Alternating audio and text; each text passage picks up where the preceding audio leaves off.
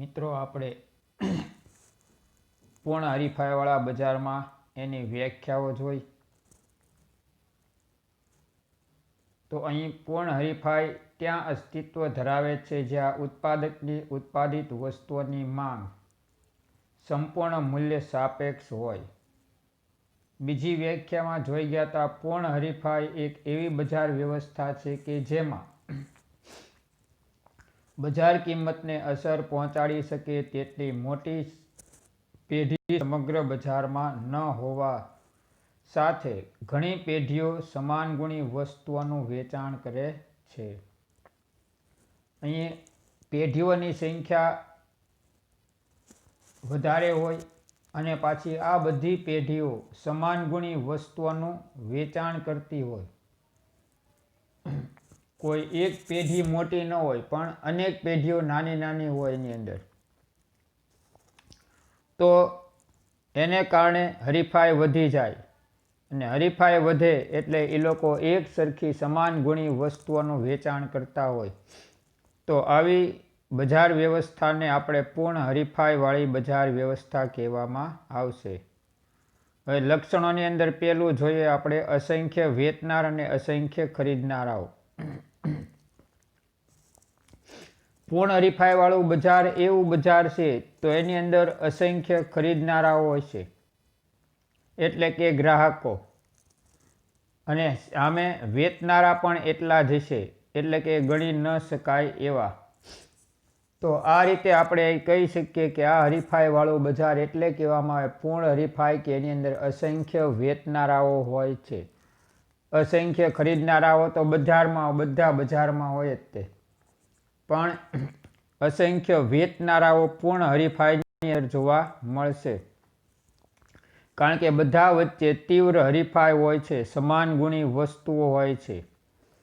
એટલે આવું બજાર કેવું કહેવાય તો કે પૂર્ણ હરીફાઈવાળા બજાર તરીકે આપણે એને ઓળખીએ છીએ. પૂર્ણ હરીફાઈવાળા બજારની પ્રાથમિક શરત એટલે અસંખ્ય ખરીદનાર અને અસંખ્ય વેચનારા. એટલે કે આ બજારમાં ખરીદનારા અને વેચનારા અગણિત હોય છે. અગણિત એટલે અસંખ્ય, ગણી ન શકાય એટલા. ખરીદનાર તો ગ્રાહકો તો હોવાના જ, કારણ કે બધાને પોતાની જરૂરિયાત પૂર્ણ કરવાની છે. પણ વેચનારાઓ ઝાઝા હોય તો એનો અર્થ એમ છે કે ઉત્પાદન પુષ્કળ પ્રમાણમાં થાય છે અને સમાન ગુણી વસ્તુઓનું ઉત્પાદન થાય છે. તો અહીં કહી શકાય કે વેચનારાઓની સંખ્યા પણ વધુ છે. એટલે આ બજાર પૂર્ણ હરીફાઈવાળું બજાર કહેવામાં આવે છે. આ બજારમાં અસંખ્ય વેચનારાઓ પૈકીનો કોઈ એક વેચનાર બજારના પુરવઠાનો ખૂબ નાનો અંશ વેચે છે. હવે અહીંયા કોઈ એક વેચનાર છે એ આખા બજારને નથી પહોંચી શકતો, એનો થોડોક હિસ્સો હોય. માનો કે ભાવનગર શહેરની અંદર તમે જુઓ તો કોઈ ખેડૂત એના ખેતરમાંથી ઘઉં લાવે 100 મણ, 200 મણ, 250 મણ, 400 મણ, 500 મણ, તો પરિસ્થિતિ એવી થાય તો એ કે આખા ભાવનગર શહેરને નહીં પૂરું પાડી શકે, બરાબર. એટલે અહીં કોઈ એક વેચનાર છે એ બજાર પુરવઠો કુલ ભાવનગર શહેરને જેટલા ઘઉં જોઈએ છે એ પુરવઠાનો માત્ર નાનો એવો હિસ્સો લાવી શકશે, બરાબર. તો આમ કહી શકાય કે એક વેચનાર છે એ બજાર પુરવઠાનો નાનો એવો હિસ્સો વેચી શકે છે. મોટી સંખ્યામાં એટલે સમગ્ર શહેરને એક જ વેચનાર છે એ પૂરો પાડી શકતો નથી. એટલે કે એને કારણે આ વેચનાર છે એ બજાર પુરવઠા ઉપર પોતાનો અંકુશ એટલે કાબુ ધરાવી શકતો નથી. કે ભાઈ પુરવઠો વધારી દઉં, પુરવઠો ઘટાડી દઉં, એવું એ કાંઈ ન કરી શકે. અને એને કારણે એ વસ્તુની કિંમત ઉપર પણ એની અસર કોઈ જોવા મળે નહીં. હવે એકલો જ તે પોતાની ઘઉંની કિંમત વધારી દે તો માણસો એના ઘઉં ખરીદવાના બંધ કરી કોઈ બીજા સસ્તા વેચતા હોય એના ઘઉં ખરીદવા જાય. એટલે આણે પરિસ્થિતિ શું કરવી પડે, પાછા ઘઉંની કિંમત ઘટાડી બધાની કરી દેવી પડે, બરાબર. એટલે કોઈ એક વેચનાર કે ઉત્પાદકનો બજારના પુરવઠા પર કે એની કિંમત પર કોઈ અંકુશ કે નિયંત્રણ આ બજારમાં જોવા મળે નહીં. કારણ કે અસંખ્ય વેચનારાઓ છે એટલે બધા વેચનારાઓ એવું જ ઈચ્છે કે પોતાની વસ્તુ વધુમાં વધુ વેચાય અને પોતાને વધુમાં વધુ એમાંથી નફો મળે. તો અહીં પણ પરિસ્થિતિ એવી છે કે અસંખ્ય વેચનારા હોવાથી કોઈ એક વેચનારની વસ્તુનો પુરવઠો એ બજારમાં એક નાનો એવો ભાગ ગણાય. મેં હમણાં તમને કીધું કે કોઈ શાકવાળો છે, કોઈ એક ખેડૂતનું શાક વેચે તો એવા અસંખ્ય ખેડૂતો છે, બરાબર. તો એક ખેડૂતના શાકની કિંમત વધારી દે ઓલો વેચનાર, તો બજારમાં એનું કોઈ ચલણ રહેતું નથી, એની વસ્તુ વેચાય જ નહીં. જે વસ્તુની કિંમત ઓછી છે બીજા ખેડૂતોના શાકની, એના શાકભાજી વેચાય, આના શાકભાજી વેચાશે નહીં. એટલે આ વ્યક્તિ બજારમાં શાક ઓછું મૂકે કે વધારે મૂકે એને હિસાબે બજાર કિંમત ઉપર કે પુરવઠા ઉપર એની કોઈ અસર નહીં રહે, કારણ કે બીજા ખેડૂતો વધુ પુરવઠો ઠાલવે એટલે ઓલાએ ઓછો મૂક્યો તો તરત સરભર થઈ ગયું, બરાબર. તો પરિસ્થિતિ આવી છે કે ભાઈ અહીંયા આ બજાર પુરવઠા ઉપર એક વ્યક્તિનો કોઈ અંકુશ હોતો નથી અને એને કારણે એ લોકો કિંમત વધારી કે ઘટાડી શકતા પણ નથી, કારણ કે બજાર કિંમત એ માંગ અને પુરવઠાને આધારે નક્કી થાય. બજારમાં અત્યારે જો શિયાળો છે, શાકભાજી પુષ્કળ ઠલવા એટલે એની કિંમત ઘટી જાય, બરાબર. કારણ કે બધી જ બાજુથી શાક આવતા હોય, ખેડૂતો બધાએ વાવેતર કર્યું, બધા બજારમાં ઠાલવે, એને કારણે હરીફાઈ પુષ્કળ એકબીજા વચ્ચે થાય અને શાકની કિંમત ધીમે ધીમે ઘટતી જાય, કારણ કે પુરવઠો જેટલો આવે એટલે. ઉનાળામાં અમુક શાકભાજીની અછત સર્જાય, કારણ કે અમુક ખેડૂતો વાવે, અમુક ન વાવે, બરાબર. એટલે પરિસ્થિતિ એવી છે ત્યારે પુરવઠો ઘટશે તો પાછી કિંમત થોડીમાં વધશે. તો આમ કોઈ એક વ્યક્તિનો વ્યક્તિગત પુરવઠો એ બજારને અહીં અસર કરતો નથી, એટલે વ્યક્તિગત કિંમત વધારા કે ઘટાડાની અસર કોઈ બજાર ઉપર જોવા મળતી નથી. દાખલા તરીકે ઘઉંના એક ખેતરમાં ઘઉંનું ઉત્પાદન વધે કે ઘટે, તેમ છતાં ઘઉંના કુલ જથ્થા ઉપર અસર પડતી નથી. હવે હમણાં માવઠું થયું, વરસાદ પડ્યો, તો એને કારણે અમુક જગ્યાએ વધુ વરસાદ પડ્યો, 3 ઇંચ જેવો 2 ઇંચ જેવો વરસાદ પડી ગયો, એ તાલુકામાં એ ગામડાઓમાં ખેડૂતોને નુકસાન થયું. એટલે એ લોકોને નુકસાન થયું એટલે એ બજારમાં પુરવઠો વધુ મૂકી શકશે નહીં. પણ જે ગામડાઓમાં પુરવઠામાં કોઈ નુકસાન જ નથી થયું, વસ્તુને નુકસાન નથી થયું, એ તો જેટલું ઉત્પાદન થયું એ બધું બજારમાં મૂકશે. તો આમ અમુક વસ્તુને નુકસાન થયું અમુક જિલ્લામાં, તો બધાને નુકસાન થયું નથી. એટલે કોઈ એક વ્યક્તિના કે અમુક વ્યક્તિના પુરવઠાને લીધે બજાર ઉપર એની કોઈ અસર જોવા મળશે નહીં. કે ભાઈ 5 તાલુકાના ખેડૂતોએ બજારમાં પુરવઠો ઓછો મૂક્યો તો કાંઈ વાંધો નહીં, બીજા ખેડૂતોનો તો પાક આ વખતે વરસાદ સારો હતો એટલે પુષ્કળ થયો છે, એ લોકો વધુ પુરવઠો મૂકશે, એટલે કોઈ અમે જેની ઘટ આવી એ પાછી આમાં સરભર થઈ ગઈ. જેમ તહેવારોમાં ઉપયોગમાં લેવાતી નાના નાના બલ્બની હારમાળાઓ પૈકીનો એક ગોળો પ્રજ્વલિત ન થાય તો તે પ્રકાશના કુલ પ્રમાણ પર અસર પાડી શકતો નથી. સિરીઝ આપણે ટીંગાડીએ તો એમાં એક નાનો એવો બલ્બ, બધામાં નાના નાના બલ્બ હોય સિરીઝમાં, એક બલ્બ ન જગતો હોય, બાકીના બધા બલ્બ ચાલુ હોય, તો એ એક બલ્બનો પ્રકાશ પડે કે ન પડે એ આખી સિરીઝના પ્રકાશને કાંઈ અસર પડી શકે નહીં. આખી સિરીઝ બંધ હોય તો અંધારું લાગે, પણ કોઈ એક બલ્બ બંધ છે તો એને કારણે અહીંયા અંધારું પડશે નહીં. એમ અહીં કોઈ એક ઉત્પાદક કે વેચનાર છે બજારમાં પુરવઠો મૂકે કે ન મૂકે, ઓછો મૂકે કે વધુ મૂકે, એની બજાર ઉપર કોઈ અસર પડશે નહીં. એટલે કે કુલ બજાર પુરવઠા ઉપર એની કોઈ અસર જોવા મળશે નહીં. તેમ વેચનાર આ બજારનો ખૂબ નાનકડો ભાગ હોય તે વસ્તુની કિંમત ઉપર પોતાનો પ્રભાવ પાડી શકતો નથી. હવે અહીંયા આ હરીફાઈના બજારમાં 2000 5000 વેચનારાઓ હોય. હવે કોઈ 1 કે 2 જણા ભેગા મળીને કે આપણે વસ્તુની કિંમત વધારે લેવા માંડીએ, બરાબર, આપણને વધુ નફો મળે, ભલે ઓલાને જે લેવું હોય લે, તો એ 2 જણા કિંમત વધારવા ઈચ્છે છે તો એનું કાંઈ હાલે નહીં. એ કિંમત વધારીને ભલે બેસે તો ગ્રાહકો નહીં મળે ને વસ્તુનું વેચાણ નહીં થાય, કારણ કે સામે એ જ વસ્તુ બીજા ઓછી કિંમતે મળે છે, બરાબર. એટલે પરિસ્થિતિ અહીંયા આવી થઈ કે ભાઈ આવા અમુક ઉત્પાદક કે વેચનાર કે કોઈ એક જ ઉત્પાદક કે વેચનાર વસ્તુની કિંમત બજારમાં વધારવા ઈચ્છે તો એની ઉપર નિયંત્રણ રાખી શકે નહીં. બજારમાં કિંમત ઘટે તો એને ઘટાડવી જ પડે છે. બરાબર. એમ ન કહે કે મારે ઓછામાં વેચવું જ નથી તો એની વસ્તુનું વેચાણ થશે નહીં. એટલે એ બજારની કિંમત ઉપર પોતાનો વ્યક્તિગત પ્રભાવ પાડી શકતો નથી. કારણ કે સમૂહ મોટો છે એટલે કોઈ એક વ્યક્તિનો પુરવઠા કે કિંમત ઉપર કોઈ પ્રભાવ આમાં અસ્તિત્વમાં રહેશે નહીં. તો આને કહી શકાય આપણે કે અસંખ્ય ખરીદનાર અને વેચનારાઓ છે. એટલે વેચનારાઓની સંખ્યા મોટી હોવાને કારણે બજારના પુરવઠા કે કિંમત ઉપર કોઈ વ્યક્તિગત વેચનારનું કોઈ નિયંત્રણ હોતું નથી. જ્યારે ખરીદનારા પણ અસંખ્ય હોવાથી વેચનારની જેમ ખરીદનારાઓ પણ વસ્તુની બજાર કિંમત પર માંગના ફેરફાર દ્વારા અસર પાડી શકતા નથી. હવે આપણે જ છીએ, કોઈ વસ્તુ લેવા જઈએ, ઓલાએ 100 રૂપિયા કિંમત કીધી અને આપણે કીધું ભાઈ મારે તો 70માં લેવી છે, ઓલાને ન દેવી તો ન દે, કારણ કે આપણી જેવા તો એને અનેક ગ્રાહકો મળી રહેવાના છે. બરાબર. એટલે એ ચોખ્ખી ના પાડી દેશે કે ભાઈ એમાં મારે વેચવું નથી, 100 રૂપિયામાં લેવી હોય તો લઈ જાઓ નકર થયું. બરાબર. તો આ રીતે અહીં ખરીદનારા પણ વેચનારની જેમ અસંખ્ય છે. એટલે કોઈ એક વ્યક્તિ એમ ઈચ્છે કે હું આ જ કિંમતે લઈશ તો શક્ય છે નોય મળે ને. બરાબર. કારણ કે એ લોકો એ કિંમતે વેચવા જ તૈયાર નથી તો હવે એની વસ્તુ મળી શકશે નહીં.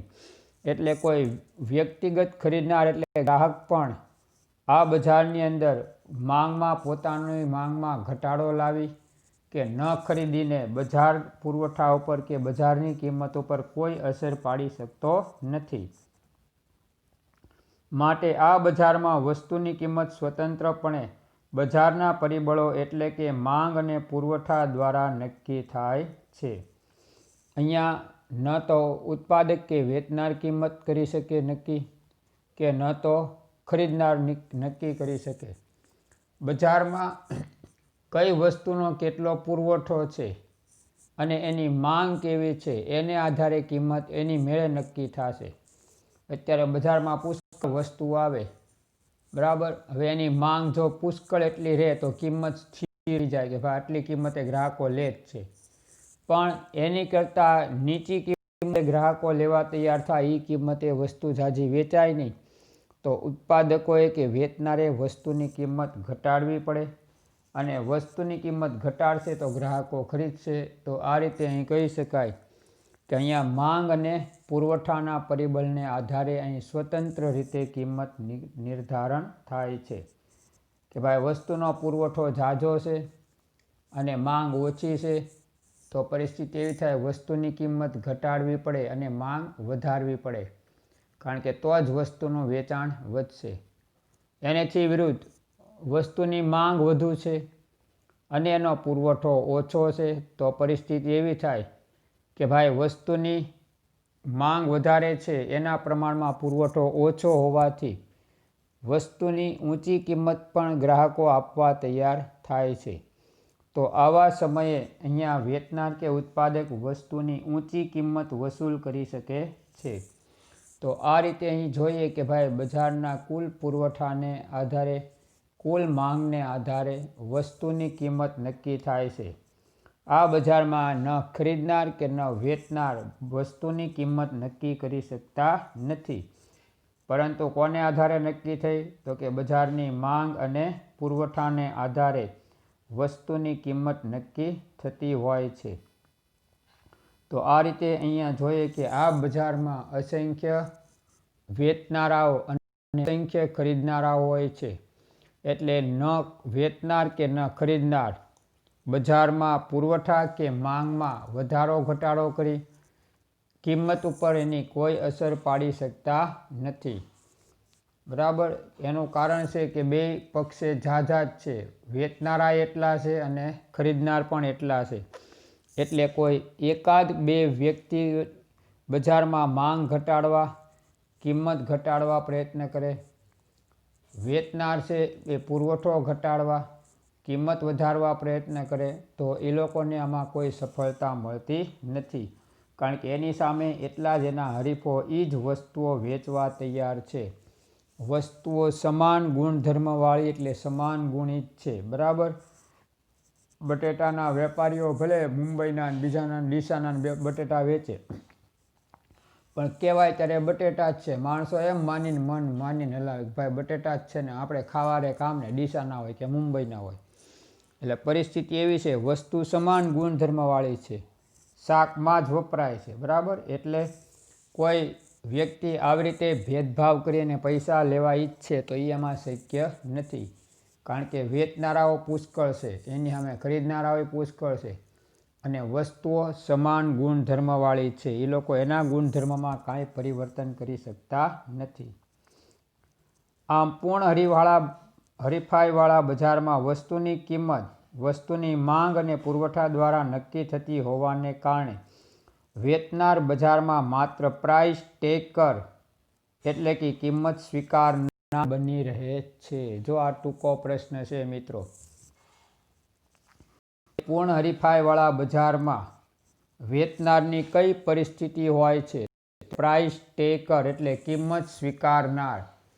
બધાય ઉત્પાદકો છે, વેચનારાઓ છે, બજારમાં જે વસ્તુ વેચવા તૈયાર થાય જે કિંમતે, એ જ કિંમતે એણે વસ્તુ વેચવી પડે છે. ગ્રાહકો જે કિંમતે વસ્તુ માંગ કરવા તૈયાર થાય એ જ કિંમતે વસ્તુનું વેચાણ કરવું પડે છે.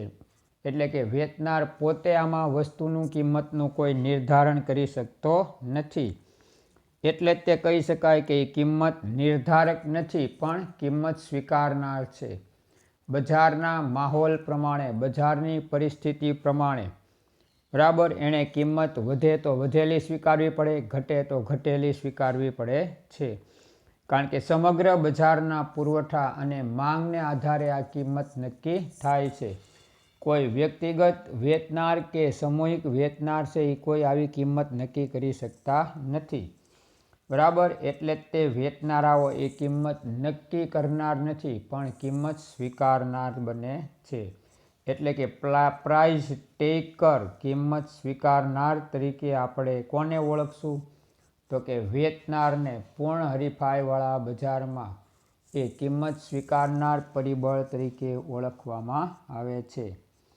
તો આ રીતે અહીં પહેલો મુદ્દો આપણે જોયો, અસંખ્ય ખરીદનાર અને અસંખ્ય વેચનાર. આ બજારનું આ મહત્વનું લક્ષણ ગણી શકાય છે. ત્યાર પછી આવે સમાન ગુણી વસ્તુઓ. હવે અહીંયા જોઈએ તો સમાન ગુણી એટલે સમાન ગુણધર્મવાળી. તો આવી વસ્તુઓ કોને કહેવાય? એક જ પ્રકારના સાબુ, એક જ પ્રકારની ટૂથપેસ્ટ, એક જ પ્રકારનું અનાજ, એક જ પ્રકારનો શાકભાજી, તો એને સમાન ગુણધર્મવાળી વસ્તુ કહેવામાં આવે છે. પૂર્ણ હરીફાઈવાળા બજારમાં બીજી અગત્યની બાબત સમાન ગુણી વસ્તુઓનું અસ્તિત્વ છે. એટલે કે આ બજારમાં બીજું મહત્વનું લક્ષણ કયું થયું? તો કે સમાન ગુણધર્મવાળી વસ્તુઓ એ આ બજારનું મહત્વનું લક્ષણ છે. સમાન ગુણી વસ્તુઓ એટલે વસ્તુઓ રૂપ, રંગ, ગંધ, સ્વાદ, આકાર, વજન, ગુણવત્તા જેવી બાબતોમાં એક સરખી હોય છે. વસ્તુઓ બધી જ રીતે એક સરખી હોવાથી તેને એકરૂપ, સમરૂપ કે સરખી વસ્તુ તરીકે ઓળખવામાં આવે છે. અને આ જ કારણરૂપ આ બજારની તમામ વસ્તુઓ એકબીજાની સંપૂર્ણ અવેજી હોય છે. અવેજી એટલે એક વસ્તુના બદલામાં બીજી વસ્તુઓ ઉપયોગમાં લઈ શકાય એવી વસ્તુઓ. અત્યારે રીંગણા આવે, મોટા ઓળાના રીંગણા આવે, એવા લીલા રીંગણા આવે છે, એવા જ તે ભૂરા કલરના રીંગણા આવે છે. તો આમ તમે જો બધાયમાં માત્ર થોડોક કલરમાં ફેર છે, બાકી વજન એ ટાઈપના મોટા મોટા આવશે, બરાબર. ગુણધર્મ એ જ છે કે ભાઈ શાકભાજીમાં વપરાય, ઓળામાં વપરાય છે, તો એનો વજન એવું હોય છે. રૂપ, રંગ, કદ કાં સમાન હશે, કાં સ્વાદમાં કોઈ ફેર હશે નહીં, બરાબર. પેંડા બધે મળતા હોય તો તમે જો પેંડાના આકારે એક જ છે, એનો કલર એક જ પ્રકારનો છે, સફેદ, પીળા ને એવા, બરાબર. અને વજન એ જ પ્રકારનું બનાવ્યું છે, નાના નાના ગોળી રીતના. તો આ રીતે જોઈએ તો આ બધામાં રંગ, રૂપ, ગંધ, સ્વાદ, બરાબર, આકાર, વજન એ બધાને ગુણવત્તા બધી બાબતોમાં એક સમાન પરિસ્થિતિ જોવા મળશે અને એને કારણે આવી વસ્તુઓને આપણે સમાન ગુણધર્મવાળી વસ્તુ કહેશું. આવી વસ્તુઓ એકરૂપ, સમરૂપ કે સરખી વસ્તુઓ તરીકે પણ ઓળખવામાં આવે છે અને આ જ કારણરૂપ આ બજારની તમામ વસ્તુઓ એકબીજાથી સંપૂર્ણ અવેજીની હોય. અવેજી એટલે એક વસ્તુના બદલામાં બીજી વસ્તુ ઉપયોગમાં લેવાય. અત્યારે જે બલ્બ નીકળ્યા છે LED નાના નાના, કંપની જુદી જુદી છે એની જો, પણ બલ્બનું વોલ્ટેજ બધી કંપનીવાળાએ નાનાથી માંડી મોટા બલ્બ બનાવેલા છે. એટલે એનું વજન, આકાર, કદ એ બધા સમાન પ્રમાણમાં જ હશે લગભગ, બરાબર. તો એને કારણે કહેવાય અહીંયા વસ્તુ સમાન ગુણધર્મ ધરાવે છે. ઉપયોગિતા એ સમાન છે કે ભાઈ વીજળીના બલ્બ તરીકે આપણે એને ઉપયોગમાં લઈએ છીએ. ગુણધર્મ એક જ છે કે એ આપણને પ્રકાશ આપશે, બરાબર. તો આ રીતે અહીંયા આપણે એને કહી શકાય આવી વસ્તુઓ સમાન ગુણધર્મવાળી હોવાથી અવેજીની વસ્તુઓ પણ હોય છે. આ બજારમાં વસ્તુઓ સમાન ગુણી હોવાથી વિવિધ ઉત્પાદકો કે વેચનારાઓ પોતાની વસ્તુની જુદી જુદી કિંમત લઈ શકતા નથી. સમાન ગુણધર્મ હોવાથી બધા ઉત્પાદકોએ બધાની કિંમતની આસપાસ કિંમત રાખવી પડે. એકાદ રૂપિયાનો તફાવત રાખી, એકાદ 2 રૂપિયાનો, મોટી કિંમતનો તફાવત રાખી શકે નહીં, બરાબર. એટલે અહીંયા વેચનાર કે ઉત્પાદકો પોતાની વસ્તુની જુદી જુદી કિંમત લઈ શકતા નથી કારણ કે વસ્તુઓ સમાન ગુણધર્મવાળી છે, સમાન ગુણી છે. એટલે કોઈ વ્યક્તિ એની ઊંચી કિંમત તમે ઈચ્છો તો આપી શકશે નહીં. તમારે કિંમત એની આસપાસ જ, હરીફોની કિંમતની આસપાસ જ કિંમત રાખવી પડશે, બરાબર. એટલે કિંમત ભેદભાવનો કે કિંમત વધારાનો આમાં કોઈ લાભ મેળવી શકાતો નથી. જ્યારે ખરીદનારાઓ સમાન ગુણી વસ્તુઓ હોવાને તેમાં સામ્યતા જોતા જુદી જુદી કિંમત ચૂકવવા તૈયાર થતા નથી. હવે આપણે 9 વોલ્ટનો બલ્બ તમે બજાજનો લ્યો, ફિલિપ્સનો લ્યો, ગમે એનો લ્યો, બરાબર. તો પરિસ્થિતિ એવી છે એટલો જ પ્રકાશ આવવાનો. ફિલિપ્સવાળો કે હું આટલી કિંમત લઉં, બજાજવાળો કે આટલી કિંમત લઉં, તો ગ્રાહકો જેની કિંમત વ્યાજબીને ઓછી હોય એની કિંમતની વસ્તુ સ્વીકારશે, બરાબર. બીજાની વસ્તુની સ્વીકારવા તૈયાર થતા નથી કારણ કે વસ્તુ સમાન ગુણધર્મવાળી છે. એટલે કોઈ ગ્રાહક વધુ કિંમત આપવા એની તૈયાર થતો નથી, બરાબર. કે જુદી જુદી કિંમત આપવા તૈયાર, હા 9 વોલ્ટનો બલ્બ છે એની બદલે 12 વોલ્ટ કે 15 વોલ્ટનો બલ્બ લે તો કિંમત એની વધુ ચૂકવવી પડે કારણ કે વોલ્ટેજ વધી ગયા, બરાબર. બલ્બનું પ્રમાણ માપે વધી જશે, બરાબર, પ્રકાશે વધી જશે, તો એને કારણે એની કિંમત વધુ ચૂકવવી પડે. પણ 9 વોલ્ટનો બલ્બ લીધો તો બધે જોશે કે ભાઈ કઈ કંપનીમાં કેટલો ભાવ છે અને જેમાં ઓછામાં ઓછો ભાવ હશે એવો બલ્બ આ લોકો ખરીદવા તૈયાર થશે. એટલે કે કોઈ ઉત્પાદક કે વેચનાર પોતાની વસ્તુઓની જુદી જુદી કિંમત લઈ શકતા નથી કારણ કે ગ્રાહક પણ કોઈ વસ્તુની જુદી જુદી કિંમત ચૂકવવા તૈયાર નથી કારણ કે બજારમાં વસ્તુઓમાં સમાનતા જોવા મળે છે, સમાન ગુણી જોવા મળે છે. એટલે આવી વસ્તુઓની કિંમત બધાએ સરખી રાખવી પડે. થોડો ઘણો મેં હમણાં કીધું એમ ફેર લઈ શકો, એકાદ રૂપિયાનો કે 2 રૂપિયાનો, પણ એનાથી વધુ કિંમત તમે ઊંચી લેવા જાઓ તો તમારી વસ્તુઓનું વેચાણ તમે વધારી શકતા નથી. એટલે કે વસ્તુઓ કેવી છે?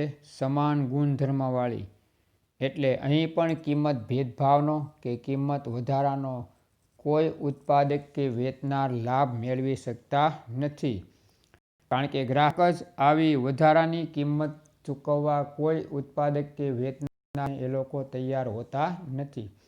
આ લોકો સમગ્ર બજારથી પરિચિત હોય એટલે કોઈ ઉત્પાદક કે વેચનાર ગ્રાહકને છેતરી શકે નહીં ઊંચી કિંમત લઈને, બરાબર. તો આ રીતે કહી શકાય કે સમાન ગુણધર્મવાળી વસ્તુઓને કારણે પણ ઉત્પાદક કિંમત ભેદભાવનો લાભ આમાં મેળવી શકવાનો નથી. નિશ્ચિત બધાની જે કિંમત છે એ જ કિંમત આસપાસની ઓછી કે થોડી વધુ કિંમત રાખી શકશે, વધારે પડતી ઓછી કિંમત રાખી શકવાના નથી. ત્યાર પછી પેઢીઓની મુક્ત અવર જવર. પેઢીઓની મુક્ત અવર જવર એટલે શું? અહીંયા બધાને હરીફાઈને કારણે સરખો નફો મળે. તો ઘણી પેઢીઓ નફાથી આકર્ષાઈને પહેલાં જંપ લાવે ઉત્પાદનમાં, વેચાણમાં. પણ આમ કરતાં પેઢીઓની સંખ્યા વધતી જાય તો બધાની વચ્ચે નફો ઘટતો જાય, વેચનાર વધી જાય. એટલે પહેલાં 10 હતા, હવે 20 વેચનાર થયા, પછી 30 થયા. તો પરિસ્થિતિ એવી થાય, વેચનાર ઝાઝા થતા ગયા એટલે બધાની વસ્તુ વેચાય. પહેલાં ઓછા હતા એટલે બધા વધુ વસ્તુ વેચી નફો મેળવતા. હવે વેચનાર વધી ગયા એટલે બધાની વસ્તુઓનું વેચાણ ઘટશે, વ્યક્તિગત વેચાણ છે, અને એને કારણે એનો નફો ઘટશે. તો ઘણી પેઢીઓ નફો એટલે તરત જ એમાંથી બહાર નીકળી જાય, ભાઈ આમાં નફો મળતો નથી, આપણે બીજો આ ધંધો કરવો નથી. તો આમ પેઢીની ઉપર કોઈ નિયંત્રણ નથી. પેઢીના પ્રવેશ ઉપર કે પેઢીના નીકળવા ઉપર કોઈ પ્રતિબંધ કે કોઈ અંકુશ હોતો નથી. કોઈ પણ પેઢી સ્વૈચ્છિક રીતે એમાં પ્રવેશ મેળવી શકે છે અને ઈચ્છે ત્યારે આ હરીફાઈમાંથી બહાર નીકળી શકે છે. તો આમ આ એનું ત્રીજું મહત્વનું લક્ષણ છે, પેઢીની મુક્ત અવર જવર. પૂર્ણ હરીફાઈવાળા બજારનું ત્રીજું મહત્વનું લક્ષણ પેઢીઓની મુક્ત અવર જવર છે. અહીં પેઢીઓની મુક્ત અવર જવરનો અર્થ પેઢીઓની ઉદ્યોગોમાં વિના નિયંત્રણે પ્રવેશ અને નિકાસ. જ્યારે કોઈ ઉદ્યોગ અસામાન્ય નફાની સ્થિતિમાં હોય ત્યારે આવા અસામાન્ય નફાથી આકર્ષાય પેઢીઓ મુક્તપણે ઉદ્યોગમાં પ્રવેશે છે. હવે જ્યારે એમ લાગે બીજી પેઢીને કે ભાઈ આ લોકો તો પુષ્કળામાં કમાય છે, બરાબર, તો એ લોકો તરત પ્રવેશ કરે કે હાલો આપણે પણ જંપ લાવો. એ લોકો પણ આવા ઉત્પાદનમાં પ્રવેશ કરે એટલે પેઢીઓની સંખ્યા શું થાય? વધે. અને પેઢીઓની સંખ્યા વધે એટલે નફો પણ બધા વચ્ચે વેચાશે.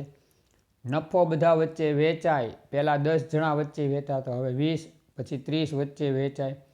નફો ઘટે એટલે પરિસ્થિતિ શું થાય? જે પેઢી નવી પ્રવેશી છે એ ભાગી જાય, આમાં તો નફો કાંઈ હવે મળતો નથી.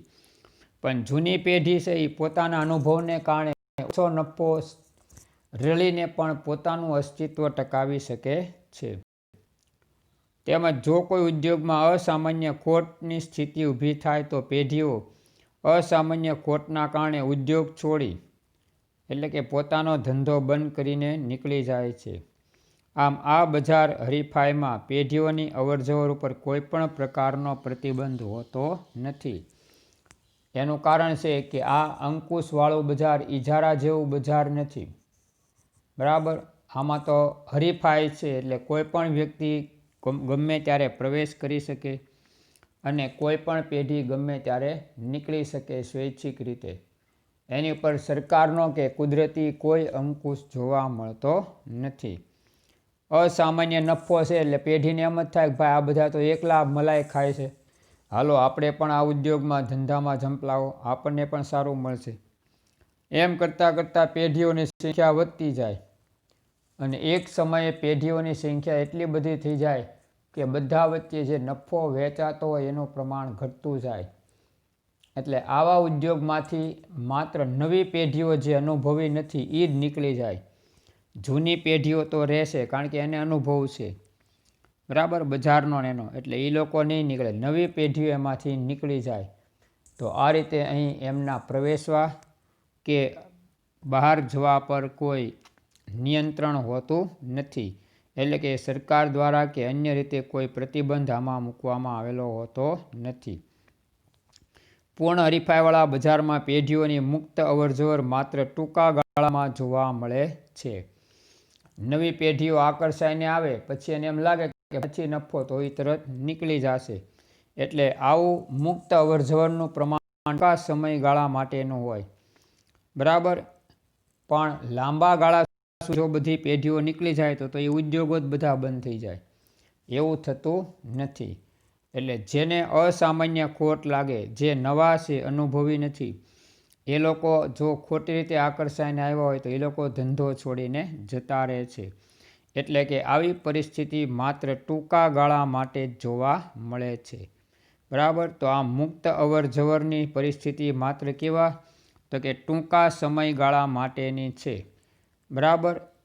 અને લાંબા ગાળે આ પરિસ્થિતિ અહીં અસ્તિત્વમાં રહેતી નથી.